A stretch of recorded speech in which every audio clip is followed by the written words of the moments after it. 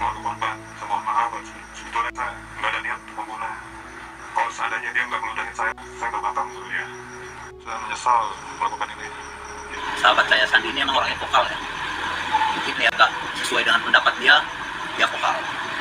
Sandi teman syuting bareng, si Gimbal teman baik, saya juga tahu orangnya baik.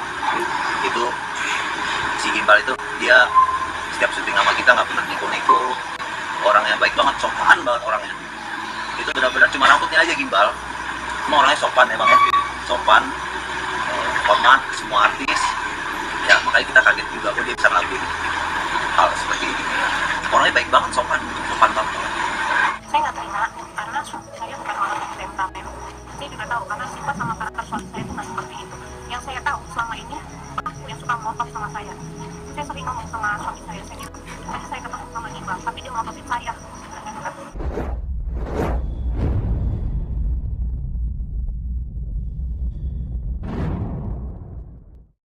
Hai sahabat Arti, apa kabar semuanya? Semoga semua dalam keadaan sehat dan bahagia hari ini ya.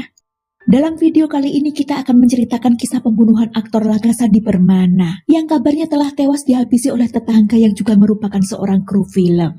Tak usah berlama-lama ya, begini kisah selengkapnya.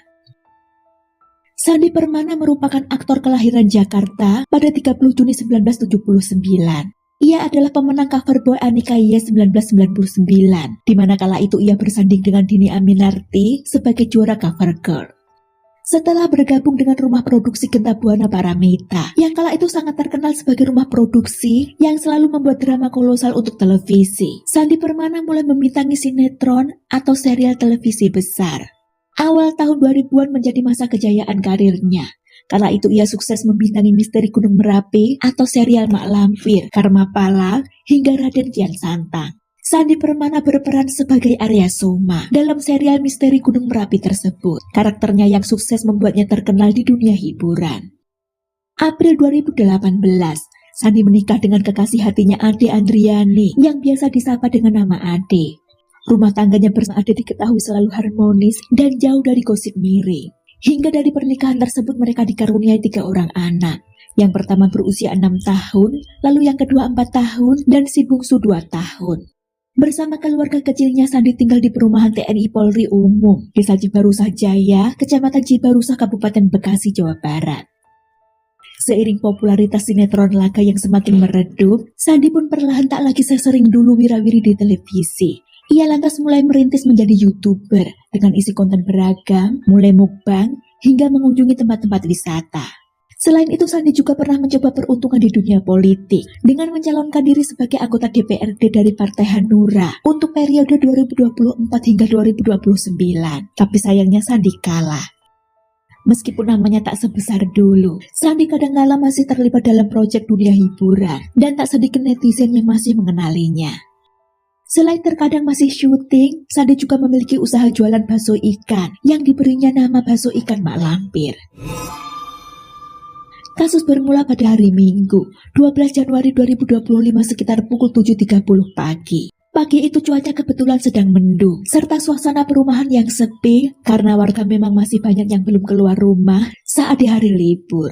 Kala itu seorang tetangga Sandi yang bernama Nanang Irawan, pagi itu tengah memperbaiki motornya di pinggir jalan depan rumahnya, lalu melihat Sandi melintas mengendarai sepeda motor listriknya. Ketika jaraknya dengan Nanang antara 2 hingga 3 meter, Sandi tiba-tiba meludah sambil menatap Nanang dengan sinis. Sontak Nanang yang melihatnya pun emosi. Ia lalu mengambil pisau dari kandang ayam yang berada di samping rumahnya, lalu berlari mengejar Sandi dengan maksud untuk melukai korban, serta meluapkan kekesalan yang selama ini telah dipendamnya. Nanang seketika menusuk perut kiri korban sebanyak 2 kali. Sandi yang masih berada di atas motor listriknya lalu berhenti. Ia berupaya melakukan perlawanan dengan cara menangkis atau menghalangi penusukan. Hanya saja, Nanang yang sudah kesetanan kembali menusuk bagian pelipis kiri Sandi, kepala, dada, dan leher kiri sebanyak 1 kali. Sandi yang merasa kewalahan berusaha lari menyelamatkan diri. Tapi Nanang ternyata mengejar dan menusuk kembali ke arah punggung kiri sebanyak 1 kali hingga membuat motor listriknya terjatuh. Setelah penusukan terakhir tersebut, Sandi masih berusaha lari untuk meminta pertolongan pada warga. Tapi ia lantas terjatuh dengan kondisi berdarah di depan rumah tetangga yang tak begitu jauh dari rumahnya. Dua warga yang pertama kali menemukan mencoba menolongnya dengan melarikannya ke Rumah Sakit Harapan Mulia Cibarusa. Namun karena keterbatasan alat, maka dirujuk ke Rumah Sakit Umum Cilengsi. Hanya saja tak berapa lama sesampainya di rumah sakit itu, Sandi Permana dinyatakan sudah kehilangan nyawa.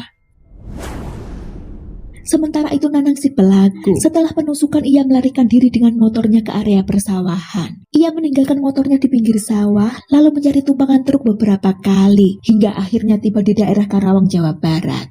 Nanang yang dikenal berambut gimbal, sengaja memotong rambutnya dengan meminjam gunting di sebuah warung, sengaja untuk mengelabui pengejaran polisi, guna menyamarkan identitas yang melekat. Selain itu Nanang juga berpindah-pindah tempat.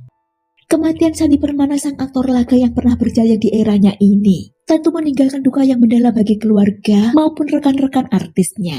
Apalagi ketiga anaknya masih kecil-kecil. Awalnya kematian Sandi Permana sempat menjadi teka-teki siapa pelakunya, karena warga di sekitar TKP tidak ada yang melihatnya secara langsung. Peristiwa mengerikan itu. Hingga pada akhirnya, selang 3 hari usai peristiwa, dari hasil penyelidikan serta berbekal keterangan dari warga sekitar, juga keluarga korban, kecurigaan lantas mengarah pada Nanang Irawan, salah satu tetangga yang diketahui sempat bersitegang dengan Sandi beberapa waktu sebelumnya.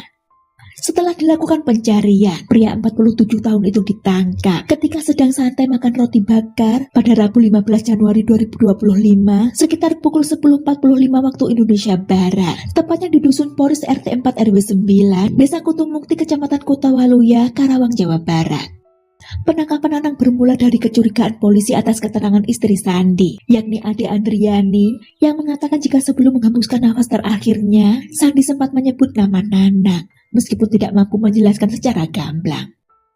Nanang Irawan yang dikenal dengan nama julukan Gimbal karena rambutnya yang gimbal dan penampilannya yang penuh tato. Nanang pernah bekerja sebagai kru film, termasuk dalam produksi sinetron Tukang Bubur Naik Haji dan Misteri Gunung Merapi 3. Dari pekerjaannya tersebut, ia banyak mengenal aktris dan aktor sinetron laga. Tapi setelah ditelusuri, ternyata antara Nanang dengan korban, yakni Sandi Permana, belum pernah bekerja di satu rumah produksi yang sama.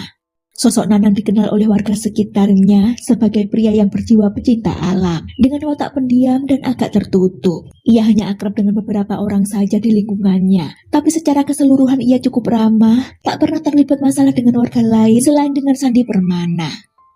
Kepada penyidik Nanang bercerita, jika ia dulu bersama istri dan anak-anaknya, pada tahun 2017 pernah menjadi tetangga dekat Sandi, yakni dengan posisi rumah yang bersebelahan di perumahan TNI Polri, RT 5 RW 9, Desa Cibarusa Jaya, Kecamatan Cibarusa, Kabupaten Bekasi, Jawa Barat.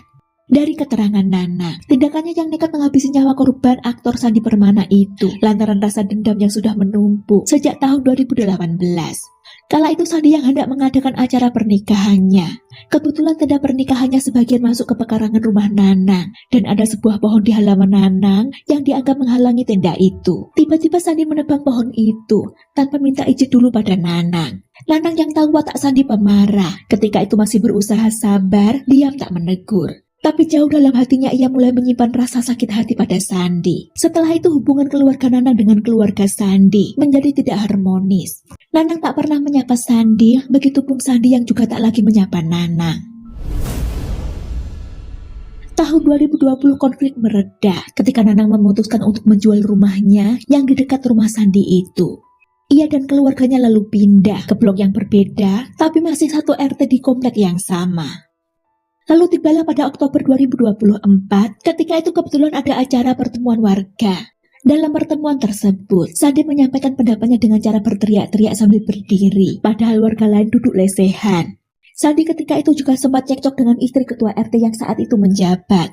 Nah, Nanang yang melihatnya lalu menegur Sandi, agar bicaranya biasa saja, tidak usah teriak-teriak.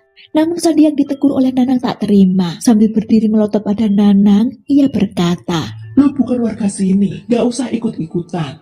Nanang yang mendengar itu dari Sandi memilih diam saja. Hanya saja sejak itu, kejengkelan Nanang pada Sandi semakin bertambah. Masih dari keterangan Nanang, keesokan harinya setelah rapat warga itu, tiba-tiba istri Nanang menerima somasi via WA yang berisi tuduhan jika Nanang ingin menyerang Sandi pada saat rapat. Mendengar informasi tersebut dari sang istri, lagi-lagi Nanang memilih tak menanggapinya. Namun dari situ semakin bertambahlah rasa benci dan dendam dalam hati Nanang pada Sandi. 3 bulan kemudian, tepatnya pada hari Minggu berdarah itu, 12 Januari 2025 pagi sekitar pukul 7.30. Nanang yang sedang santai memperbaiki motornya di pinggir jalan depan rumahnya merasa benar-benar tersulut emosi ketika Sandi melintas dan sengaja meludah dengan tatapan sinis padanya, lantas melampiaskan kekesalan dan dendam yang tersimpan sekian lama dengan mengejar lalu menghujamkan pisaunya berkali-kali ke tubuh korban. Sementara dari keterangan seorang warga sekitar yang mengaku mengenal baik pelaku dan juga korban, menuturkan pada CNN Indonesia jika watak korban dan pelaku bertolak belakang. Korban atas nama Sandi Permana yang merupakan seorang aktor, dikenal sebagai sosok yang agak temperamen dan mudah marah. Sedangkan sosok pelaku, dikenalnya sebagai seorang yang pendiam, tak pernah usil pada orang lain. Pak, ini terakhir, tadi Bapak bilang Bapak dekat dengan kedua orang ini. Nah, tadi sudah bilang bahwa kalau pelaku ini adalah orang yang pendiam, yang anaknya yang cool gitu kan, karena faktor pecinta alam itu ya. Tidak suka cari masalah ya? Nggak pernah. Kalau dengan korban sendiri, seperti apa sih Pak? Di lingkungan sama interaksi sosialnya gimana? Ya, korban itu memang sih agak temperamen juga, terus dan dia tuh memang mau di lingkungan ini mungkin mau dipandang kayak gitu-gitu. Cuma ada aja kayak kita di lingkungan kayak kita mau buat acara 17-an, dia bikin 17-an sendiri. Kayak gitu, kita acara syukuran, dia bikin acara syukuran sendiri. Sedangkan rekan sesama artis Coki Andriano yang memberikan keterangan bersama rekan kru film yang mengenal baik korban dan juga pelaku menceritakan bagaimana karakter korban dan pelaku selama mereka saling mengenal. Menurut Coki, Sandi merupakan sosok yang vokal, yakni jika ada seseorang yang tidak sesuai dengan keinginannya, Sandi tidak segan-segan bicara dan juga mudah marah. Sementara sosok Nanang si pelaku dikenalnya sebagai pribadi yang pendiam tapi baik, tidak mau cari masalah dengan orang lain. Kalau setahu saya, dia tuh nggak banyak ngomong, jadi nggak suka ikut campur urusan orang. Jadi kalau di kerjaan dia fokus sama kerjaannya gitu. Ada negor, bang, makanya saya kasih tahu tadi dia nawarin kopi, bang, mau kopi ya? Oh boleh. Tapi keterangan berbeda didapat dari istri korban, yakni Ade Andriani. Istri Sandi tersebut membantah keterangan pelaku yang menyebut jika suaminya merupakan orang yang temperamen dan suka melotot marah saat bertemu. Saya nggak terima karena suami saya bukan orang yang temperamen. Karena saya tahu banget karena dia selalu ngajarin sama saya, sekecil apapun berantem sama orang gitu atau tersinggung sama orang, jangan main fisik. Dan saya juga tahu karena sifat sama karakter suami saya itu nggak seperti itu. Yang saya tahu selama ini pelaku yang suka melotot sama saya. Saya sering ngomong sama suami saya bilang, tadi saya ketemu sama Dimas, tapi dia melototin saya. Atas perbuatannya tersebut, Nanang Irawan dijerat dengan pasal pembunuhan sesuai pasal 338 KUHP dan atau pasal 354 ayat 2 KUHP tentang penganiayaan berat dengan maksimal hukuman 15 tahun dan 10 tahun penjara. Nah guys, Anda lebih percaya keterangan yang mana? Percaya jika korban memang sosok yang temperamen dan mudah marah? Atau lebih percaya jika pelakulah yang mudah marah dalam kasus ini? Tapi apapun itu, tindak kekerasan apalagi sampai menghilangkan nyawa orang lain tetaplah tidak dibenarkan. Semoga kasus ini bisa kita ambil hikmah juga pembelajarannya ya. Terima kasih waktunya, jaga diri, see you.